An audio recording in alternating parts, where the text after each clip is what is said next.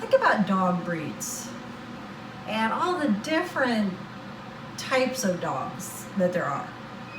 All of these dogs really descended from the wolf. About 15,000 years ago, they evolved from the wolf, and humans have bred them to look the way they do.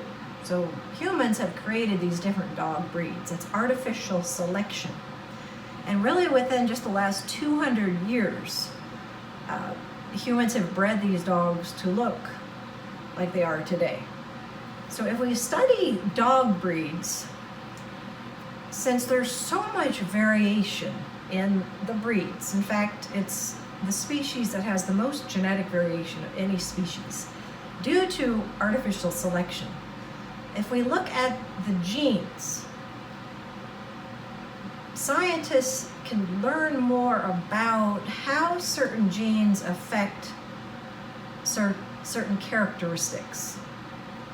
So if we can study the genes of these dogs and we can learn where certain genes are located in their DNA to make them look like they do, then we can use that information to study human DNA and determine where the genes are located that can predispose somebody to cancer, or just studying heart disease or diabetes to see if there is like specific locations in the genes that cause these diseases.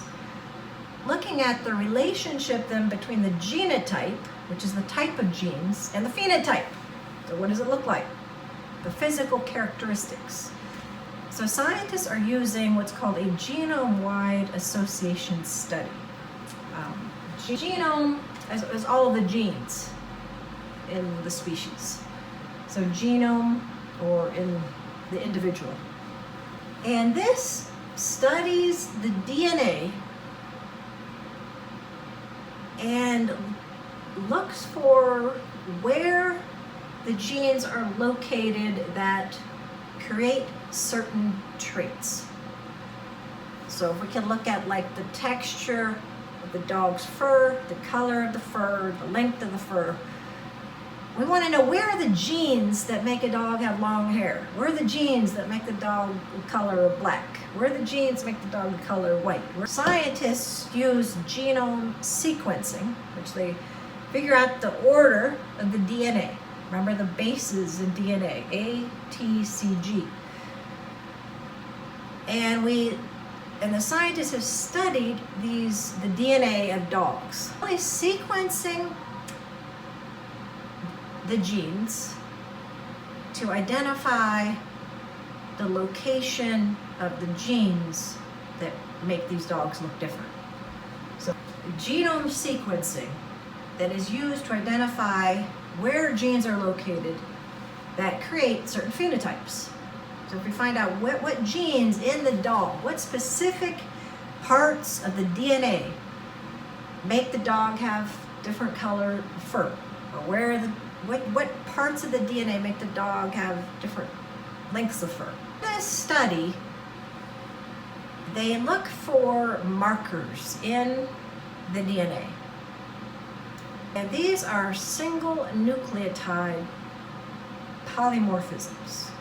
So we're going to look at what this is, or Snips. These are really the DNA markers. So these are specific locations in the DNA, single nucleotides. So for example, one base, adenine, thymine, guanine, cytosine, that can be changed in the population. So it's a single one nucleotide, which is like the base, adenine, thymine, guanine, cytosine. Poly means many, morphism, shape or form. So these are one base in the DNA that can produce many forms. And these are the DNA markers. What makes these dogs different? And then we can use this information to figure out what genes are responsible for developing certain diseases. Okay, so these are the DNA markers. So this is single nucleotide polymorphisms, or Snips. Variations in the genes. So variations in a population's genes. Snips are single nucleotide polymorphisms. These are one change in the nucleotide. So they're variations in one nucleotide at a specific location in the genome. If we're looking at just one location, if there's a specific location in the genome, a certain area in the DNA, where there's a lot of change happening, more than 1% of the population has a change, that is a single nucleotide polymorphism. So this has to happen in a population more than 1% of the time. So it has to happen more than 1% of the population. 3 different dogs, let's say. And we're going to look at a certain part of their DNA, the same place in every dog. So the same chromosome number, same location in the genome. And we're going to just show, I'm just going to show how this happens. I'm going to show a section in the DNA from these dogs. Same section. So remember, we have the chromosomes. All right. Okay, we have one pair. This is chromosome 1, chromosome 2, so forth. We're looking at this 37th chromosome in the dogs. All right, so in that chromosome is it's DNA. There's DNA in the chromosome. That's what makes up chromosomes, the DNA. In the DNA, remember the DNA has a sequence of bases: adenine, thymine, cytosine, guanine. If we're looking at the 2 sequences, now let's say this is from one of these, remember, from the mother, and one of these from the father. So remember, you're going to get 2 sets of genes, one from mother, one from father. So this is maternal, means mother. Maternal. Paternal. Paternity means father. Okay, so let's say this dog, I'm only looking at one part of the DNA. So I just took, this is one part of the DNA. And it's not showing, remember, DNA is doubles 2 strands, right? So it's only showing 1 strand from mom, 1 strand from dad.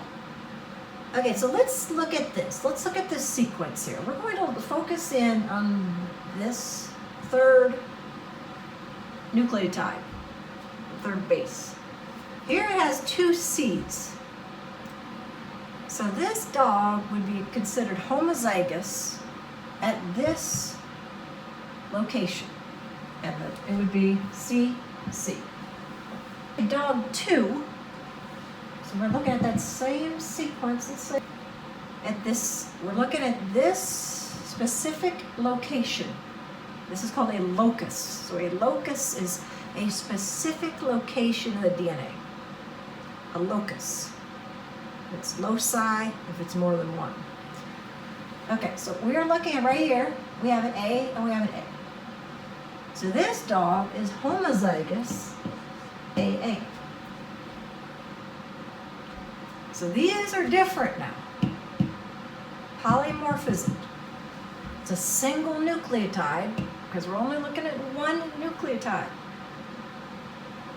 Dog 3, same locus now, same location in the chromosome, same location in the genome as CA. So this dog is heterozygous at that location. If this happens in more than 1% of this population of dogs, then we call it a single nucleotide polymorphism. So Snips are really gene markers. They're markers to show where there are changes in the genes. And these changes are shown up in the phenotype.